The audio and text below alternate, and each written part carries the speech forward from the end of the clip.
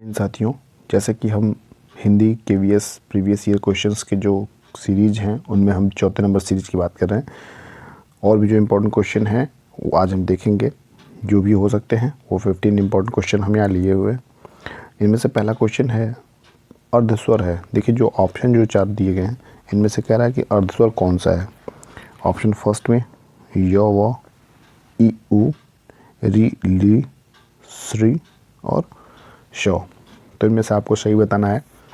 देखिए अर्धस्वर की बात करें तो जब हम वर्ण व्यवस्था की बात करते हैं तो वर्ण व्यवस्था में हमारे य और व, इसमें कोई तर्क तो नहीं है, लेकिन य और व हम याद कर सकते हैं अर्धस्वर के नाम से। ठीक है, अगला प्रश्न इसी तरह का देखेंगे। एक बार कही बात को दोहराते रहना वाक्यांश के लिए एक शब्द है। तो इसके लिए इसका आंसर मैं बताना चाहूँगा आगार होगा नहीं। ठीक है, प्राकथन नहीं होता है। इसका सही आंसर हो जाएगा पिष्ट पेषण। पिष्ट पेषण, ठीक है, क्या हो जाएगा पिष्ट पेषण। प्रस्तावना भी नहीं होगा। सही आंसर इसका थर्ड पिष्ट पेषण। देखिए तीसरा प्रश्न जो है बुद्धिहीन शब्द व्याकरण की दृष्टि से किस संवर्ग में है। हम बुद्धिहीन की जब बात करते हैं तो बुद्धिहीन कौन होता है, कोई न कोई व्यक्ति होता है।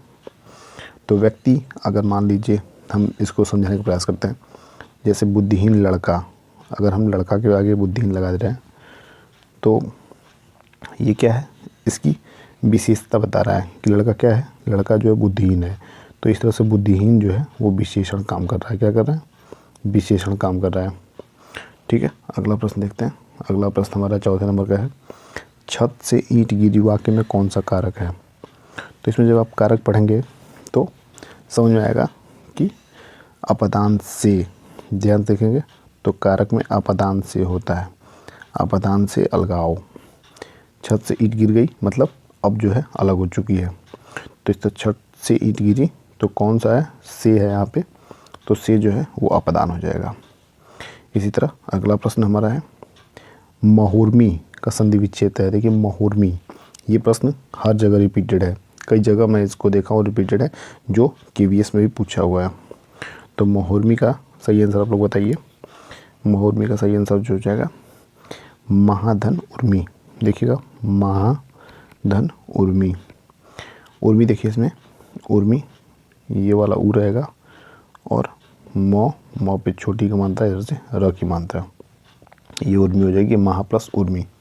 इस तरह चौथा ऑप्शन जो हमारा है सही हो जाएगा। ठीक है, अगला प्रश्न देखते हैं समष्टि। समष्टि का विपरीतार्थिक शब्द है। तो समष्टि हर जगह आया हुआ प्रश्न है, तो इसलिए देखते हैं इसको व्यष्टि। विशिष्ट होगा नहीं, अशिष्ट होगा नहीं, अपुष्टि होगा नहीं। तो इसका सही ऑप्शन जो होगा व्यष्टि हो। देखिए विशिष्ट का मतलब होता है विशेष, अशिष्ट का मतलब होता है जैसे कि बैड हैबिट्स टाइप में, उस टाइप में। अपुष्टि मतलब जिसकी पुष्टि ना हो। अगला प्रश्न है निम्नलिखित में से पुल्लिंग शब्द कौन सा है। तो पुल्लिंग की हम जब बात करेंगे तो पुल्लिंग देखिए मैं आपको बता दूं, इसमें से पहले हम अगर स्त्रीलिंग देखेंगे तो नदी हमारी स्त्रीलिंग है, पानी हमारी स्त्रीलिंग, पानी जो हमारा पुल्लिंग है। ठीक है, पानी। प्यास भी हमारी पुल्लिंग है, प्यास हमारी स्त्रीलिंग है, तो ये भी नहीं होगी। इलायची भी नहीं होगी, नदी भी नहीं होगी। तो इस तरह हमारा पानी जो है ये सही आंसर हो जाएगा। अब देखिए अगला प्रश्न है श्याम धीरे धीरे चलता है। तो यहाँ पे धीरे धीरे बात आ रही है, तो धीरे धीरे क्या कह सकते हैं, धीरे धीरे चलता है।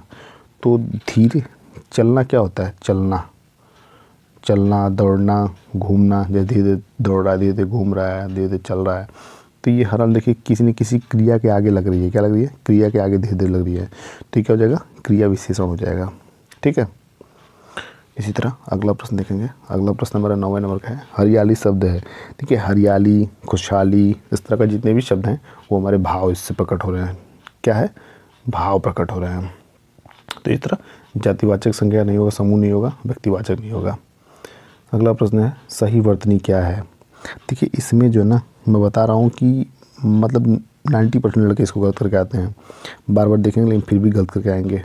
तो इसको मैं बता दूं कि जो सन देखिएगा जहाँ आधा तो और आधा सौ हो, देखिए कहीं पूरा स पूरा स पूरा स, जहाँ आधा सौ आधा तो हो वही ज्योत्सना आपका सही होगा। ध्यान देखिए ज्योत्सना होता है, ज्यो आधा तो फिर सना, ठीक है, ज्योत्सना। इस तरह हमारा 10वां प्रश्न हो चुका है। अब 11 नंबर देखते हैं। निम्नलिखित में से भाववाचक संज्ञा नहीं है। इसमें से पूछ रहा भाववाचक, तो भाववाचक इसमें ऊपर देखने में दिख रहा है अफ्रीकी। अफ्रीकी का मतलब होता है अफ्रीका के रहने वाले लोग। अफ्रीका के रहने वाले लोग को हम अफ्रीकी कहेंगे, तो ये भाववाचक संज्ञा नहीं है। अगला प्रश्न है पूर्व दिशा किसका रूप है। देखिए पूर्व दिशा जो है ना, ये किसी व्यक्ति विशेष की बात हो रही है।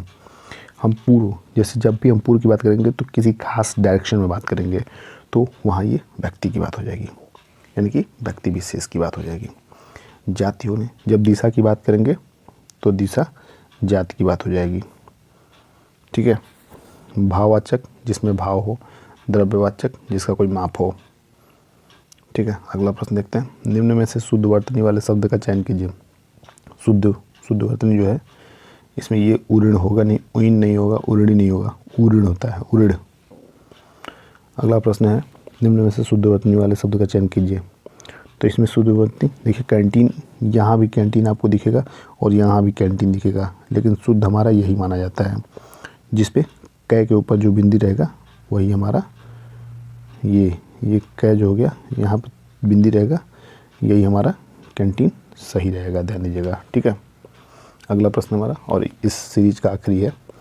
यह नई साड़ी है, वाक्य में नई शब्द क्या है। देखिए नई साड़ी ना, साड़ी क्या है, साड़ी कोई नाउन हो सकता है, यानी कोई संज्ञा हो सकता है।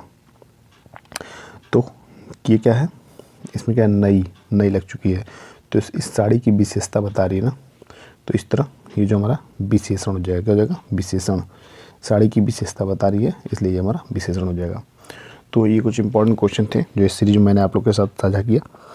और भी अभी इंपॉर्टेंट क्वेश्चन जो भी बचे हैं मैं उनको सारे के सारे करा दूंगा।